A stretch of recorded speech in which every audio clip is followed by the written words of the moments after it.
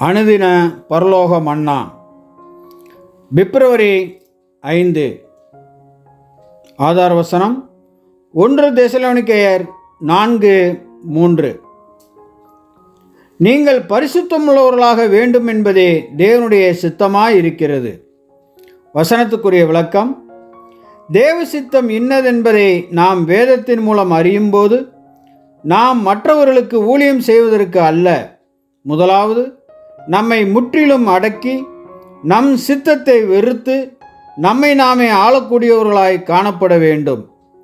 பின்பு நாம் விசுவாச வீட்டாருக்கு செய்யும் ஊழியமும் மற்ற மனிதர்களுக்கு செய்யும் உதவிகளும் இன்னும் பல நற்குணங்கள் அடங்கிய கிரியைகள் யாவும் நம்மை அடக்கி ஆளும் ஒரே காரியத்தில் அடங்கியுள்ளது.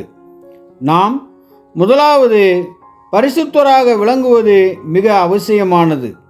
அப்போஸ்தலன் சொன்னது போல, நாம் எவ்வளவாக தேவனுடைய வார்த்தைகளை மற்றவர்களுக்கு போதித்தாலும், நமக்குண்டான யாவற்றையும் ஏழைகளுக்கு கொடுத்தாலும், அல்லது ஒரு நல்ல காரியத்திற்காக தன் உயிரையும் தியாகம் செய்தாலும், அன்பு இல்லாவிட்டால், பிதா மற்றும் குமாரனின் ஆவி இல்லாவிட்டால், அவன் அவருடைய பார்வையிலே ஒன்றுமில்லாதவனாக காணப்படுவான். ஆமென்.